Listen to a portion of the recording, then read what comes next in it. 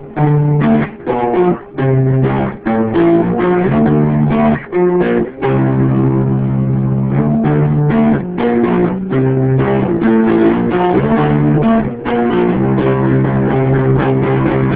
and welcome to the All About X-Men Comics podcast, where you'll find recaps and reviews of all the most recent X-Men comics, as well as previews for upcoming issues. Please keep in mind this will include spoilers, and keep your offensive little children away from my colorful language. I'm host Scorpio Moon, and for me, X really does always mark the spot for treasure. Hosting with me is Johnny Alpha, who is always just finding new and incredible things to love about the X books. I almost kind of can't believe this, but X-Men Legacy number 23 is really the most mainstream of the X books this week. So many others in this zany week didn't have mutants in them, or were just a little more off the beaten path, so this is really the flagship title. It's pretty fitting given the events of last issue too, with Legion pulling himself together, asking the X-Men for help, and then being turned to by them for leadership. It's his moment. This book is always so back and forth and ironic. He had to lose his mind to regain it, saving himself puts him in even greater dangers, and how bringing the X-Men to him could lead to their demise. As he's merged with his multiple personalities back into one, the effect has gotten kind of out of control, is one way to explain it, like you can't turn it off, and now he's trying to basically eat or absorb all of mutant kind. It's almost like Age of X all over again. But as this is going on, a lot of the book takes place in Legion's mind, and he takes us through kind of this monologue, and, let me just read some of this stuff, man. So ring your great cracked bell, children of Earth, sound your mournful alarms. Clutch hard your broken minds and scream, little world. Scream as the rough beast slithers through many-angled plains and awakes at last. This shit is just beautiful, dark poetry, man. I couldn't agree more. I mean, this entire issue is just vivid. I mean, the art style in it, they switch it up from issue to issue, but, it is just gorgeous looking. Just the way that it's written and the journey that you're taking with David, it's just, I don't know, it's so impactful. It's just so monumental. It's the only term I can think of that actually fits this issue. But yeah, man, like you mentioned, like with the kind of swirling, melting effects in the art, and combined it with the kind of poetic nature of the book, it could really be easy to mistake this for one of those kind of, like pretentious indie books, or you always kind of call it Marvel's Vertigo series. Well, because it really does have that feel. He's kind of made, in a de facto way, an X-Men Sandman type book. Like, the way the story unfolds and everything, it's not quite as original and as goth and everything as Sandman was, but, there are striking similarities between this book and that one, and I actually think that this is better than Sandman, personally, but it's right there on that level. This could, if X-Men weren't, one label specific, could really be a Vertigo title, the way that it's drawn, the way that it looks, the feel of the book, and the beautiful poetry, and I don't know, in the symmetry to the end of this issue. Marvel doesn't usually put books out like this, you know what I mean? You got to go to Image, you got to go to Vertigo or Dark Horse to get something like this, and it's sad that this book is wrapping up, but it doesn't seem like it's canceled, you know what I mean? It seems like it's actually coming to some kind of actual evolutionary end of the story, which I kind of find really awesome. And they've been playing kind of coy with that one, too. They've hesitated to put in the solicits, normally see, final issue or something that really spells it out in the solicits. But here they're just kind of saying, to be concluded. So yeah, I think you're right. I guess they are just kind of coming to the end of this story. While it's been a very personal one for Legion and his romance with Blindfold, it's also, they can't get away from the superhero aspects of it.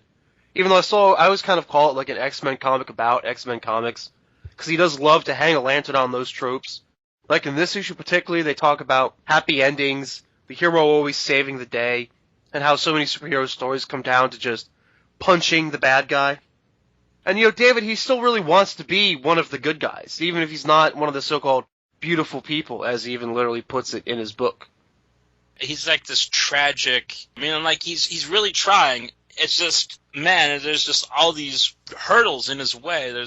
He can never get a break, the poor bastard. He has to be the son of one of the most powerful mutants ever, which makes him, even more powerful, but he's so powerful he cannot control it. And, it's almost tear-jerking, man. If you don't feel for this character, you honestly don't have a heart. You know what I mean? I don't know. I really hope something really works out for the guy. I'm pulling for him. Especially as we come up to the end of this issue, where he and Blindfold know that they don't have that much time together. They don't expect to necessarily make it out of this alive. at least not both of them, and he grabs a hold of his time control power. And, my first thought was, him, trying to jump forward to the future to see if it works out, or jump to the past and, erase a whole bunch of this or do whatever. But the first thing he does with it is basically just stop time so he and Blindfold can have a romantic moment. Basically it all wraps up with them having sex. Right. I mean, with just some vivid, beautiful art and some more of that great poetry. It's just, there's no other way to put the end of this book besides beautiful. It was beautiful, man. And just what a great thing to do, to buy yourself that extra moment with a loved one that we all wish we had. And the poor bastard's been so long in comas and stuff like that, I think a moment's all he's really going to need. I don't think Blindfold will be unhappy. But, yeah, man, do we want to go thumbs up or thumbs down on this one and buy it or skip it?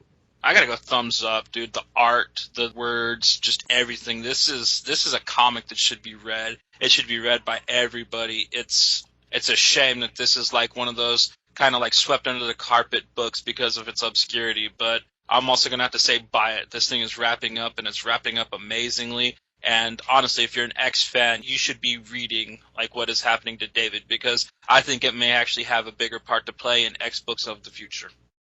I'm gonna go with thumbs up too, man. This is as fringe as you can get and still be X-Men.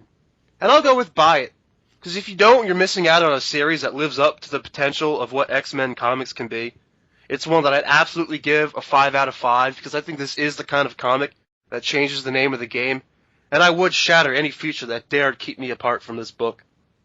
Next up is Uncanny X-Force number 17.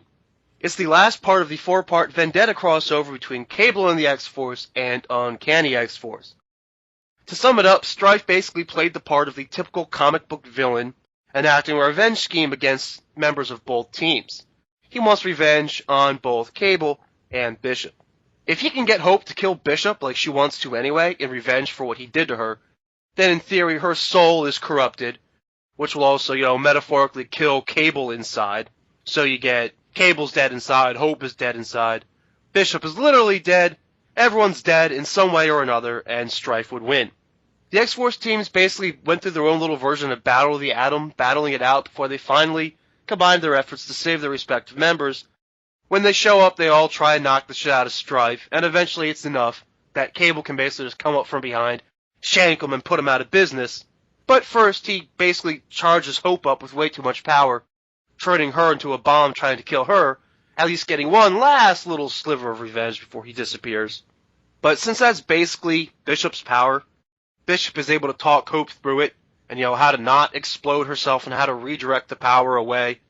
So he saves her life, and I guess that kind of leads to, Johnny totally called it that they were going to, I think you even literally said, hug it out at the end, and they literally kind of do hug it out afterwards. A bit, man. I really like the way that they both yeah, Bishop, you did okay, we don't forgive you, if we see you again, we'll probably kill you, and they both walked away from him saying, dickhead, It was a little touching. Bishop talking to Hope, they actually had him be cool for a second, so I don't pity his ass to this issue. He actually had a moment of kind of coolness, poor Lucas. But his was very short-lived and nowhere near the best and coolest moments of this book. There's just too many to count. Boom Boom calls Strife Lady Gaga. I laughed for 2 minutes straight after reading that line. You got Puck and Colossus coming in as the crazy duo. It was Puck riding on his back, dude. I don't know why, but that imagery just had me rolling. You got Dr. Nemesis trying to pull a multiple person gag on Strife, and when he gets caught, his bang. I don't know. There was just so many interactions in this that it was charming. It was clever. It was awesome. This is the last issue, and it pisses me off, man. This book, dude, really, they should have saw how good Vendetta was going and just kept these books going. They could have the other X-Force book too, I think, but whatever, man. You know what I mean? Marvel knows best, I guess, but whatever. But it really did go down in epic traditional X-Force style. All the things that you loved about these series was in this last issue of it. And it basically serves as the last issue for both X-Force books. And at the end, the team kind of starts to go their separate ways. I guess Storm decides that she wants to go back to the school. It basically just kind of had to lead into the new X-Force number 1, which I guess the leadership team there was kind of basically Cable and Psylocke, so it's one from each team. And another thing that they're really going to have to hurdle they're going to have to jump is they're going to have to explain how Psylocke is going to be able to work with Phantom X again, because Sam Humphries in the second arc of Uncanny X-Force really blew that relationship to bits. The fact that they're going to be working together in the near future is kind of alarming. Like, I want to know how they get back into friendliness. Phantom X hasn't even been in X-Force for so long now, and then he's on the cover for the new one. Yeah, well, they keep drawing him on the cover for this series, too, if you notice. Like, a couple times, I was just like, why is he on the cover for this? He's not in the book. What? But anyway, for this issue, do we want to go thumbs up or thumbs down and buy it or skip it? I gotta go thumbs up. Like I said, there's just so much cool character interaction, and Strife just getting his ass kicked hard. And I'm about to say, buy it, dude. This was a great end to both these series. It's a great end to this vendetta. It really rang of old school X-Force, which was cool that they wrapped up the new X-Force with the old X-Force stuff. I gotta say, man, buy it. Yeah, I'm gonna go thumbs up here, too. Cable and X-Force was my favorite book while it was running, and I think that team meshed really well with this team here in Uncanny X-Force. Both teams are full of those edgier, less stuffy X-Men characters who talk a little more like real people and, are a little more extreme or whatever. Which is why I'll say buy it, because putting those characters together into this Vendetta arc really did make it like a shorter, too cool for school version of Battle of the Atom. I'm really sad to see both these books go, but I'm happy they at least got a quality send-off. So we also picked up Guardians of the Galaxy 11 Point Now this week, because it's part 2 of the Trial of Jean Grey crossover between the all-new X-Men and the Guardians of the Galaxy. Unfortunately, there's not really too much X-Men in this book. One panel. Yeah, basically what happens here in Guardians of the Galaxy 11 Point Now is they do the Guardians of the Galaxy version of the story, basically what brought them into the Trial of Jean Grey, so that by the time we get to the last page of Guardians of the Galaxy, it's basically the same last page as the last page from the last issue of All New X-Men, but just from the Guardians' point of view.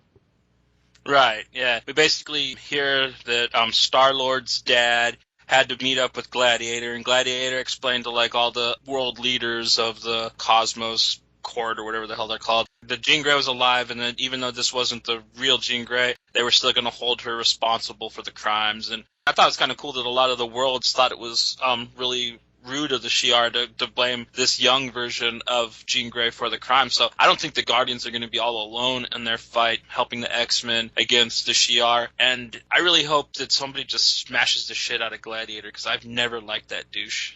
Yeah, man, so in that respect, they add a little more to the story. And you see some of the cosmic perspective and some of their different perspectives on what they think exactly is going on here. So, I'm not going to say skip the thing, but I mean, as far as X-Men fans, yeah, there's a couple panels of Jean Grey and little flashback thingies, but basically you just see the X-Men for one page at the end of the book, and they don't even talk or anything. No, but there is a couple funny pages of Rocket Raccoon ridiculing Tony Stark for being an idiot that doesn't know how to work technology, so there is some good things in this issue. My favorite part was this Angela character that they brought over from Image after a little battle between the rights. I thought she was pretty badass in this one. I love her panel where she beheads the Skrull assassin, and then Gamora gets all pissed off like, hey, we need to get him for info or whatever. And Angela is just way, she does not have time for that shit. She pulls a little bit of a too cool for school here. She's just like, really? You already know who he works for. We've been over this one. All I did was just save us a whole shit ton of time. Yeah, he was going to give us a bunch of vibrato, and then after a long time we'd have found out he works for Star-Lord's dad. Yeah. So I got a big kick out of that. I can't talk about this issue, though, and not bring up, again, Marvel and their little marketing gimmicks. I mean, I gave them a bit of a pass putting the big #1 on the X-Men issue because it was technically the first issue of that crossover. So, I mean, how exactly does the #1 fit in here in something that's still technically supposed to be book 2 of the crossover? I don't know what excuse to make for them. That's the all-new numbering. So, Marvel Now is doing the all-new Marvel Now. So they still got the Marvel Now numbering, but this is, since it's a Point Now book, it gets the #1 on it. It gets the Point Now and the #1. And I mean, I guess technically it's the first installment of Guardians in the Child of Jean Grey crossover. Well, no. The Child of Jean Grey has nothing to do with it, bro. It has to do with the Marvel switching from Marvel Now to all-new Marvel Now. See, that's... So then, is Guardians of the Galaxy #12 going to have a #2 on it? Because it's all new numbering? I don't know. I don't think so. I've only seen that they're putting number ones on the first ones of the Point Now books, but you know, I can't read what Marvel's gonna do. You know what I mean? It's they're being really weird with this numbering stuff. They really kind of want to break into that fringe market that Image and them hold and stuff like that. And Image, like, you know, they run minis mostly, and I really think that that's kind of what they're trying to capture by doing this. But anyway, thumbs up or thumbs down, and buy it or skip it on this one. Thumbs up. I had a lot of fun. I haven't read any of the issues for this new run of Guardians of the Galaxy, so I had to say that it was a lot of fun to see that it's off to a good start at least. But you know what? I'm going to say skip this issue as an X-Men fan, because honestly, if you read the all-new X-Men issue, you're right up to speed. You know, you don't need to read this. Yeah, I'm going to go thumbs up too. Bendis has a good amount of goodwill built up with me for what he's doing on the X-Men titles, and he makes this issue a good bit of fun. It's self-aware, a little self-referential. It both uses and subverts some tropes. So I mean, maybe it's kind of worth it to check out some Guardians of the Galaxy. But yeah, same here too. As an X-Men fan, I'm just going to say skip it. It's not really entirely important for the crossover, even with a little bit of extra information you get. Another book that kind of falls under our wheelhouse is Night of the Living Deadpool #2, since we're talking about Deadpool now. Over the course of this issue, they do some location jokes about where to hide in a zombie apocalypse. You know, prison and farm stuff like The Walking Dead, or a theme park for Zombieland, and so on. And I really like the Evil Dead house. Join us? No, thank you, man. There was a lot of them that like really had me rolling. They really malls. Man, I hated going to malls when these zombies were still alive. I'm not going in there now that they're flesh eating. Yeah, there was a lot of really good zombie movie jokes going on at the beginning of this book. Yeah, I think reading this book is almost kind of like if you could watch zombie movies and hang out with Deadpool when he was doing like a running commentary on them. Like that's kind of how it would go. But yeah, in the issue he loses basically his whole team of survivors. And at the end he kind of finds a new haven, but also finds a group of crazy old housewife ladies looking to destroy it and murder everyone there. For me, it was kind of a lazy read. No one really seemed to care when they lost, like their pretend grandma, for example, or anyone else, so I didn't really care either. Yeah, I think that this book wasn't supposed to like really make you feel bad, like when the kids became zombies and they ate the soldier and the grandma. This is all supposed to be a spoof, you know what I mean? Like Night of the Living Deadpool kind of really gave that away, and that like them making fun of Woodbury from The Walking Dead, but then having the crazy housewives that we're gonna burn that motherfucker down. And I don't know, it really pulled it Garth Ennis at the end of it. So I wasn't really too thrilled with the first issue, but this one really brought it back up. I'm like really into this right now at the end of this issue. So you think you'd give this bad boy a thumbs up or a thumbs down and buy it or skip it? I'm gonna go thumbs up. Like I said, there's great zombie jokes. I mean, if you are a fan of like the zombie genre and you grew up watching all the films and stuff, there's a lot of stuff that you're gonna find humorous in this. And yeah, I mean, like, go ahead and check it out, man. It's definitely worth the read. I gotta go thumbs down. I kind of got that hollow feeling that I think you mentioned with the previous issue of Deadpool somewhere, maybe in the main series, where afterwards I was just kind of like, okay, that's it. Like, I get the joke, but what was the point of that? I'm gonna go skip it, because I just don't know if I really even want to read 2 more of these. I think as a one-off thing, it would be really enjoyable, but as a series, I'm just kind of like, maybe one trade would have been good enough. Okay, so next up is Cataclysm: The Ultimate's Last Stand #4. Now, I picked this one up because we were promised there were going to be a couple Ultimate Comics X-Men in it. And there were. We see Kitty, Colossus, and Storm are there. Suddenly they're joined by Rogue and Jimmy. I mean, how, where, when, why exactly did this particular team meet up and come together? I have no idea. Especially because I haven't been reading the Cataclysm event. But I have a feeling that they don't really explain it. They're just kind of like, okay, some more X-Men. So yeah, I mean, it involves some Ultimate Comics X-Men. I personally didn't really get too much out of it. I thought it was kind of cool when Sue Storm jabs Kitty with the needle, and Jimmy instinctively pops his claws to protect her. I would too. You know, I don't trust the Fantastic Four, never have. Ultimate ones, I guess, are supposed to be like really like more dicky than they are in the 616. So yeah, I wish Jimmy would have shanked Reed. He's real cock in this book. Even like Tony Stark don't like him. So I'm like, and Tony Stark's a dick. So you know that guy's got to be an asshole. Yeah, man, I definitely got that impression too. But yeah, this one issue, it was really good. I don't know. I really like that they're playing up the importance of Kitty Pryde, because I really like this Che Guevara Kitty Pryde anyways. and the fact that they're gonna giant man her up and have her walk through Galactus in his machine to destroy it to like end his reign of world-eating terror. Go Kitty, kick some Galactus ass now. You know what I mean? Yeah, as far as ways to bring some of the Ultimate Comics X-Men into this, that wasn't a bad little plan that the brainy types of this universe put together. So yeah, we picked this one up basically just for the appearance of a couple X-Men, but would you go thumbs up or thumbs down and buy it or skip it? I'm gonna have to go thumbs up, just because like this one issue was so much better of a representation of the Ultimate X-Men than the 3-shot we had to endure. But I'm gonna go skip it, man. This is not awesome. This is not like good Ultimate X-Men book by any stretch of the imagination. I'll give them a thumbs up just because I thought the idea was kind of clever. Like their plan for how to attack Galactus with mutants. I liked that. But I'd probably go with skip it because honestly the art was a little cartoony, the dialogue a little overly simple. You know, most of those cliches about might not survive the mission and, you know, shit that you've read somewhere else before, but not in like a particularly extra creative or interesting package.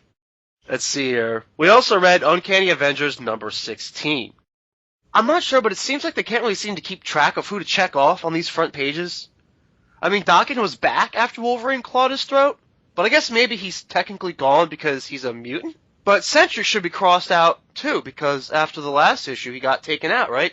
Well, he was eaten by a sandworm. Since he's kind of like a very omnipotent type person, he might be able to break back out of that. He's quite strong and Superman-ish, so I don't think a sandworm's really going to keep Horseman Sentry down for too long, but it does look like he's down for at least the rest of this story arc. But yeah, I mean, it's not like the mutants are all dead or anything. I mean, no, I totally agree with your point on Sentry. I imagine he would survive that. But the mutants aren't dead. They're just out of the picture because they're entombed right now. But still, they're kind of crossed off. I don't get what they're trying to tell me. They just made me waste like 2 minutes of a conversation for no good goddamn reason.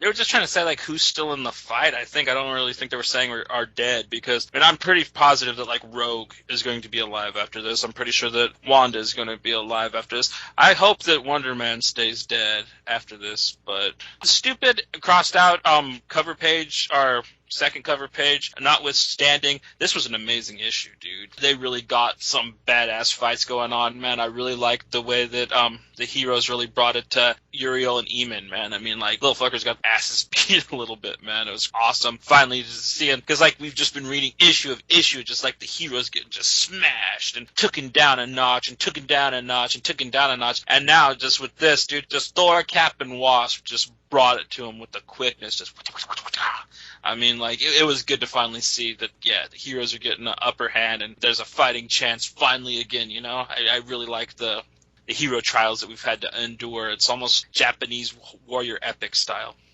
Yeah, and with all the mutants out of the picture, basically, you know, there's no real X-Men in this issue. It was all Avengers-type superheroes to punch the bad guys. You know, for the quick recap of events, with time dissolving and a giant being about to destroy Earth, you get another good old-fashioned meeting of the minds with the brainy types, which includes Doctor Doom. They've got to A, stop the creature, and or B, destroy the device that's inhibiting time travel. They want to call in some time travel reinforcements of their own. I mean, Kang has a future team, so it's only fair, right? They got me with the Wasp character last issue, man. I love her again now, and I love her again here, too. She's kind of worried about how big of an explosion there's going to be when she takes out this machine, but she kind of tells herself, like, hey, you know, nope, no time to worry. I'm a superhero, this is my job, and this is what I do. I take the thing out, I outrun the explosion. That's the only way that this goes down. That's how it works. I love that. Oh, she's an Avenger. She's a real one. She's been one for a long time. She unfortunately had to be married to Ant-Man for a long time, but, you know, she's made her rounds. She's boned a couple really cool heroes, and, like, I don't know, she's always been more stronger than Ant-Man, in my opinion, and I really like that they're writing to her strengths in this, really making her a little badass, so yeah, Wasp really owns this title right now. But as far as Uncanny Avengers number 16, would you want to go thumbs up or thumbs down and buy or skip it?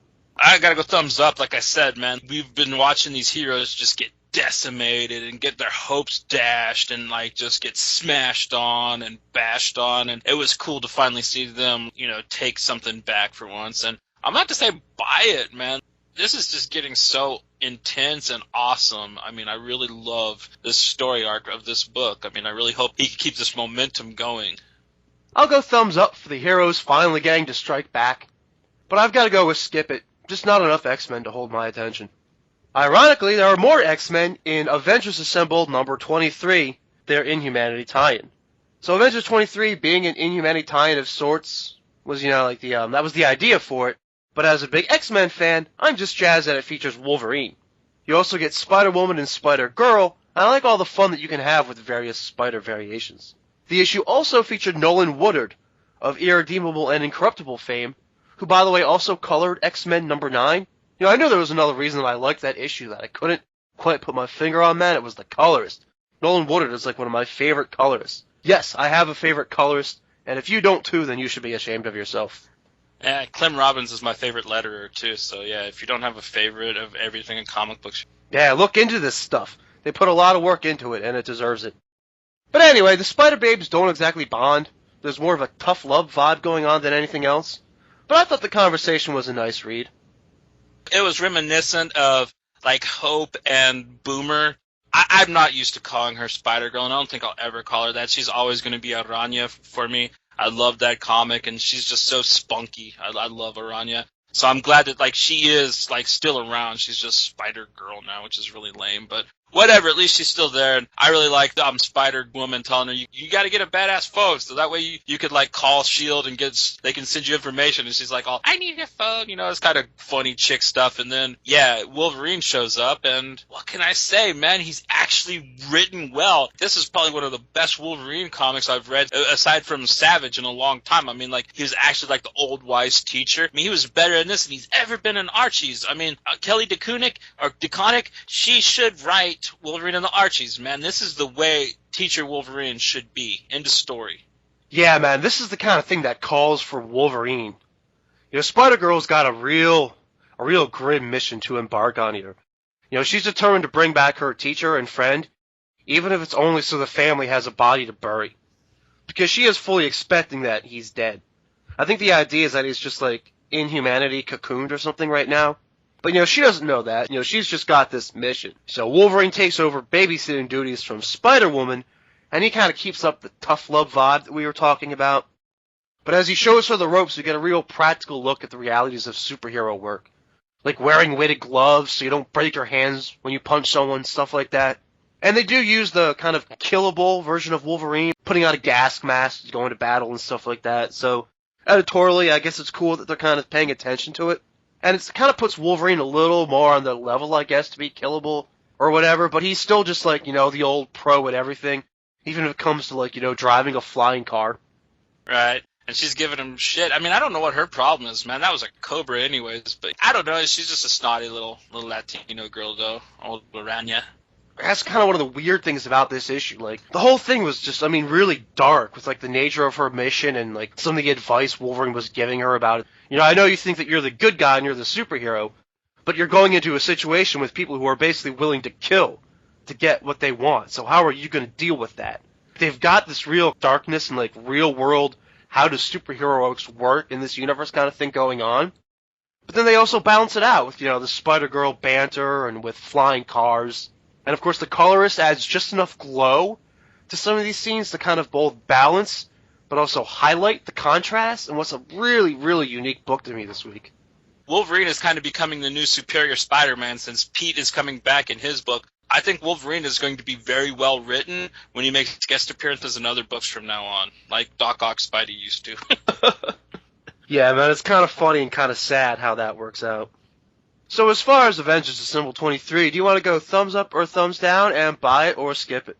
I gotta go thumbs up. There was too much that I liked about it. I mean, I've liked her writing since I started reading Captain Marvel when Marvel Now popped off. So Kelly Sue DeConnick is awesome. She's a good writer, and she writes women very well. But I really liked the way she wrote Wolverine, and it was great having him teach Aranya how to become like a more grown-up superhero. I think that they're actually going to bring her into the fold, and she might actually be becoming a bigger character now, which is awesome. I gotta go buy it. I mean, this is like a cool, really fun issue. It's so Marvel, you know what I mean? This is like what you expect when you get like a good Marvel comic with the word Avengers on it. Yeah, and you don't see Wolverine written this good every day, so buy it. I've gotta go thumbs up here too. I love superhero comics that are kind of about superhero comics the way that this one was. And I think fans of superheroes on screen will get a kick out of the Avengers Earth Mightiest Heroes ringtone that Spider-Woman has.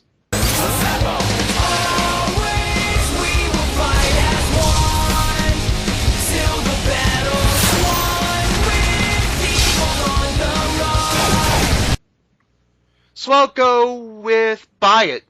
You know, you've got like Avengers, X-Men, and Inhumanity all tied into this, like, just kind of like really weird, kind of like, you know, different kind of book that's still, like you said, just Marvel through and through. And that takes us into our previews. Our next installment is going to be a bit of a short one, as there are only 2 actual X-Men books that we'll be looking out for. They should be doozies, though. First one up is going to be the new Wolverine #1. Oh, boy. Yeah, I don't see how this is going to work. I really don't see how this is going to work. Wolverine is in too many other books for it to feel to any all-around X-Men fan like he ever really left the school. And this whole idea of him leaving his leadership role, it's very 1 step forward, 2 steps back. And I hate that in comics.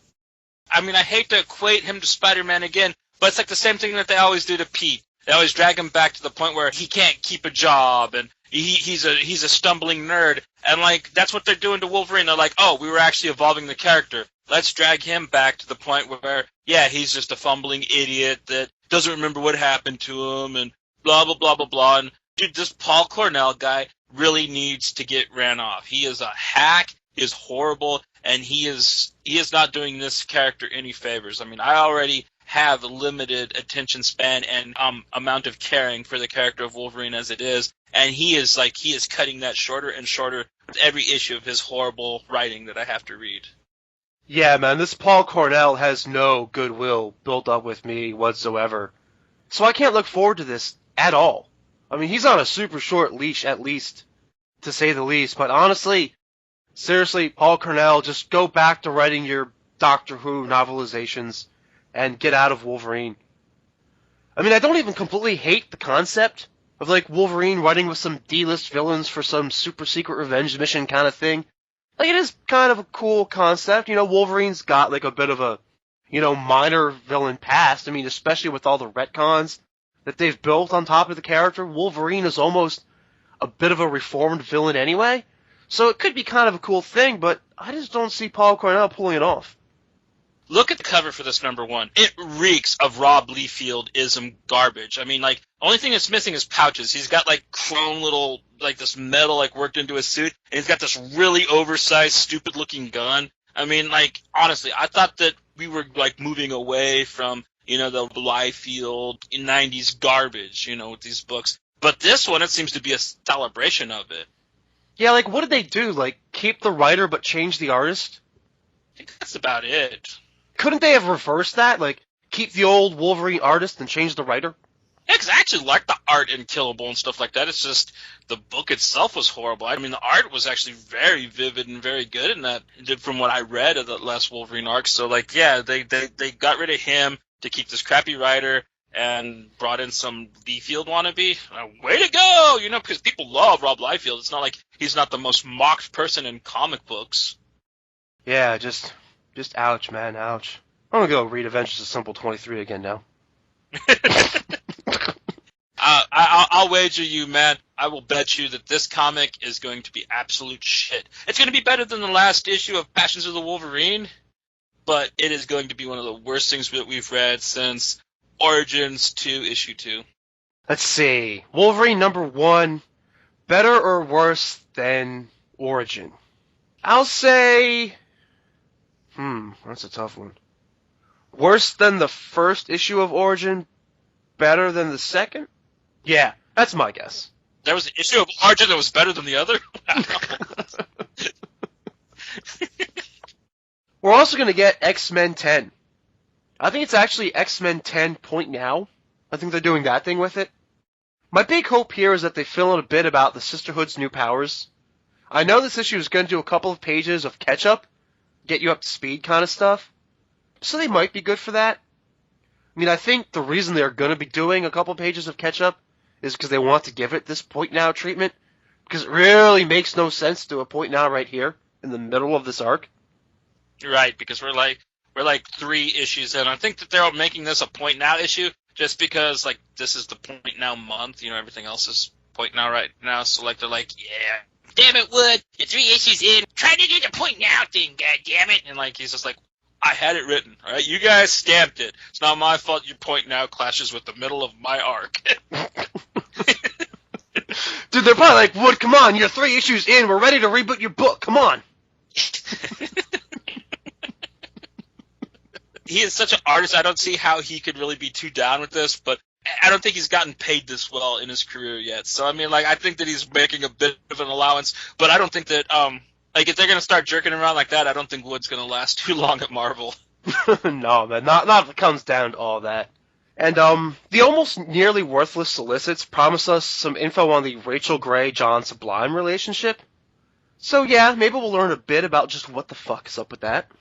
And maybe we'll find out if she has sex with their costume on, too, not just sleeps in it.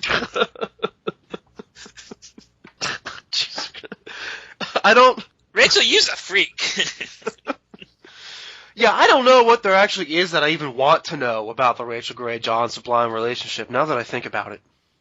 Maybe back in the 90s she thought he was a part of the band Sublime, and like... Alright, well thank God that this kind of zany week was still ended up being more or less really good, because next week is going to be a bit of a dice roll, if you ask me. Oh, I mean, we're going to have, like, one really good comic to read, I think. X-Men 10 is going to be a lot of fun. I think it might be, like, the last issue where it's just, like, awesome, but you're just like, what, that's it? You know what I mean? It's like Chinese food, awesome, you know, like, you read it, but, like, a half hour later, you're just like, I want something else, you know? Where's the rest? But, even that be better than Wolverine 1, you know what I mean? It's like, that is just going to be awful. Let's just go ahead and spike the punch. Yeah, man, spike it up. Oh, yeah! Spiking the Punch is a segment where Johnny and I each recommend one non-X-Men related comic. Johnny, do you want to lead us off? Yeah, I'm going back at Image Comics, and I'm spiking with Saga number 18. I love this comic. I've wanted to spike with it for a long time, and I don't know, I just never really had the opportunity because there was just other books that I wanted to get to, and this was already so far along. Since this was like the end of this arc, you know what I mean? I really think that this is a great place to spike with. And basically, if you haven't read Saga, you can get away with saying it's a Romeo and Juliet-esque tale about two races of warring aliens and dude who's got horns. He's from a magic society who fell in love with a soldier from the other army, and they basically run away and have a kid. And basically, she was never into it. She got conscripted. She was always reading on duty and stuff like that, and he was basically a POW. So they run away together, and they have a kid. And basically, they just kind of build this weird cast of characters. They meet this kind of ghost girl that's in the woods, who's kind of like this weird disemboweled thing. She almost becomes part of their family, and she helps them get to the rocket ship forest in the first arc, while at the same time they're being chased by this bounty hunter and his lying cat, which is a cat that can tell if you're lying. This book is such a mashup of different genres. You got sci-fi, you got fantasy, you got technology versus magic going on, and all kinds of stuff. Basically think if Chronicles of Narnia got mixed with Game of Thrones and a little bit of Star Wars, you know, and Dune thrown in there for a little bit of fun. I mean, that's basically what you got here. I mean, Brian K. Vaughan basically pulls no punches, and he really just went for broke with all the different stuff he threw into this, and it is a great amalgam of anything you can imagine. But getting back to the story, they go to the rocket ship forest, they find this rocket ship that's made out of wood, and basically they take off on it. And then in the second arc, the dude's dad and mom come and stay with them. He was betrothed to like this crazy hot black chick with horns, and she comes looking for him, and she falls in love with the bounty hunter with the lion cat. Basically, that leads us to this issue where she is trying to get to the guy that used to be her boyfriend because he knows healing magic, and she wants him to tell him the spell on how to fix her boyfriend, who's the bounty hunter. And the dude tries to explain to him that he can't because those spells only work on their kind. Dude makes him think that he's given up hope, and like he pretends that he kills his wife and his child, but the whole time he kind of had faith that because his wife has wings, but she told him that they never work because basically like they get clipped, kind of like a circumcision thing. So like he pushes her off, and she comes around back and flying and takes out the black chick. And I don't know, man, it was just cool, crazy issue, and a great way to bring about the third arc because it's told through the baby's eyes. And now at the end of this, baby's actually kind of like a toddler now, so we're actually seeing growth in this book finally. It was only a matter of time, really, until this was used to spike the punch. Saga is one of the most critically acclaimed and generally loved ongoing series out there right now. I think the main takeaway from this issue is how matter-of-fact they can be about these things. I point this out a lot in other books when I see it, and I will again even before this show is over. But you have this very fantastic world, and characters that talk about these crazy things in just very ordinary person-to-person ways. You know, like how functional are their wings, or what's the proper healing spell for a torn throat? Can a cat have daddy issues? The way they do it, there's never like a wink wink, nudge nudge to the audience. Like look at us, look how we're highlighting our weirdness. They just play it 100% completely straight. I loved what they did in this issue too, with having the baby kind of narrate the story. Because what you get out of it is you have, like, I guess it's kind of like a diary entry of sorts, where, like, you know, the kid later is, like, reflecting on their memories, and they're writing about the passage of time and how, you know, some moments can seem to last longer and some can be shorter. And they kind of use it as this great aging device to kind of bring the baby out as a toddler a little bit later. It really just is one of the top books going right now. Yeah, man, thanks for this Spike. Our podcast would look shitty if we did so many of these Spike the Punches and never brought up Saga. Pow pow. Now, for me, I went with Thunderbolts number 21 this week. I've spiked with Thunderbolts before, last time mostly being on the basis that this was a really easy read. Like, especially after a long day, you know, you've been to work, you've gone through, like, all your other bits for King and Country, and, you know, maybe you're tired and exhausted, you've only got a little bit of time left in your day to enjoy your hobby. You need a nice icebreaker to kind of turn your brain on to do some reading. You know, that was kind of like why I used it then. I mean, is it really good enough of a title to spike with twice? I mean, I don't know about all that, but I think it's worth revisiting for two reasons. Number one, they've added Ghost Rider, and number two, they've changed artists. Going a bit into the issue, what you have is you've got this crazy team-up. It's Red Hulk, Punisher, Elektra, Venom, Deadpool, and now Red Leader, and I guess it's Johnny Blaze, Ghost Rider. It's one of those zany kind of matchups, but the writer has made it work really well, actually, as they've combined efforts to take out threats to the world in the lethal ways that these characters all share. They were kind of working with a Death Eater named Mercy, but when she turns on them, they have to take a break from their missions to take her out. And now most of the team is trapped in hell because Johnny Blaze fucked up a spell that was meant to send her there instead. It also has something to do with a mark on Red Hulk.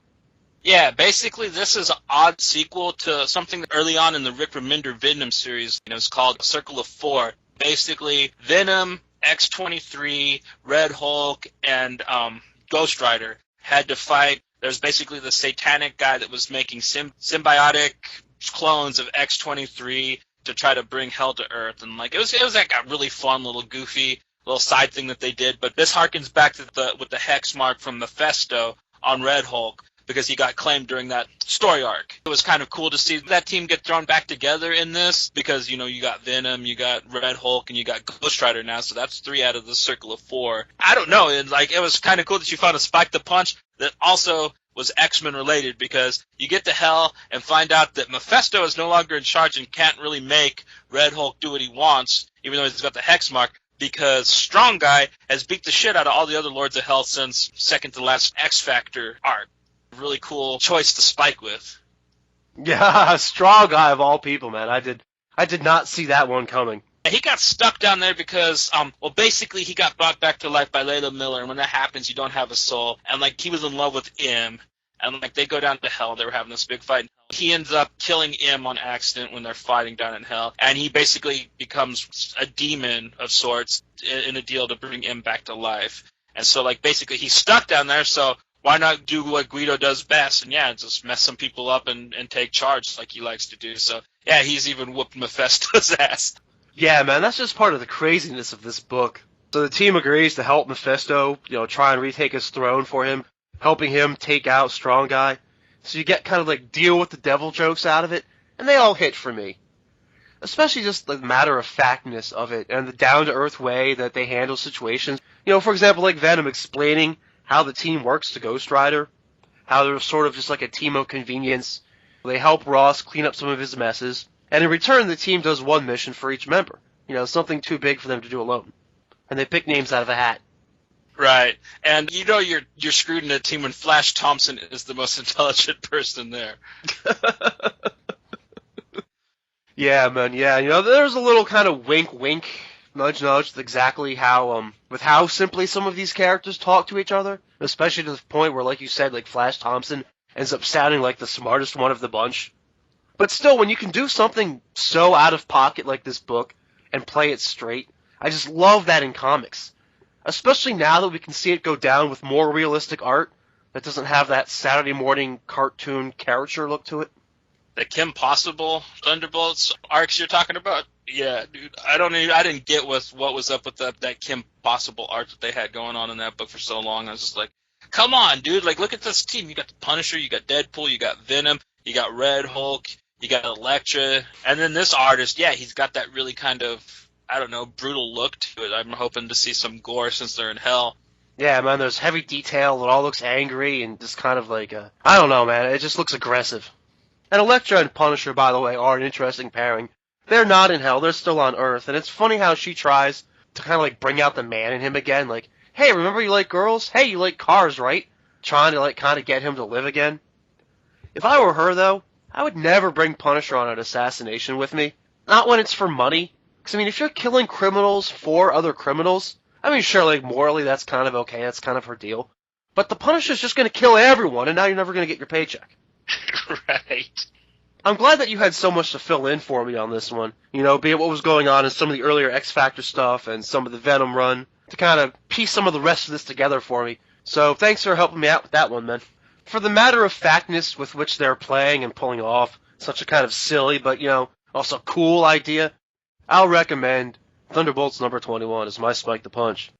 Okay, on to our next segment. We're going to do Too Cool for School. You think you're too cool for school? Too Cool for School is sponsored this week by PSN-radio.com. PSN Radio, the best in talk radio anywhere. Johnny Alpha, who did you think was too freaking cool for school in comic books this past week? I gotta go with both of the X-Force teams flying in to kick Strife's ass in a busted-ass van. It was too cool for school. I'm going to go to the same book. I'm going to go to X-Force 2. But I'm going to go with Hope for not killing Bishop. She almost got sucked into Strife's game. She wanted to get sucked into Strife's game. But at the end of the day, she was just too cool for that school of thought. On the opposite end of the spectrum, let's do a pity the fool. Johnny Alpha, who do you pity in comic books this week? I pity Strife because he had such a good plan. He had his hand wringing in his little metal gloves and stuff, and he got his ass kicked and hard by a team of a bunch of girls and a midget. So, Strife, I pity you. Pity the fool. Okay, so we still haven't left this book yet, but for me, I pity the fool that did not read these X-Force books, man. Both Cable and Uncanny were interesting, unique takes on the title, with enough personality that it almost justifies, in my mind, actually having all these different series and separate volumes for them, and for me to concede that is saying a lot. I pity the fool! Okay, do we want to end the episode with the sexiest moment of the week? Why not? Oh my. My sexiest moment would have to be Domino at the end of X-Force, man. That was hot. Okay, I guess we're just not going to leave this title at all, but my sexiest moment of the week was Boomer running around in her short skirt and cleavage. Okay, our sexiest moment of the week was sponsored by comicbook.com. Hey man, this is Kevin Smith, and you've been comic booked. Make sure to check them out for some other X-Men related goodness. And of course, after you're done the podcast, if you want a little bit more, stop by www.facebook.com/allaboutxmencomics podcast. That's our social media home. You never know what our next focus on that page is going to be, so it's almost worth checking out just for that. And of course, there will always be links to various versions of this show on that page. And with that, we're off. See you next time.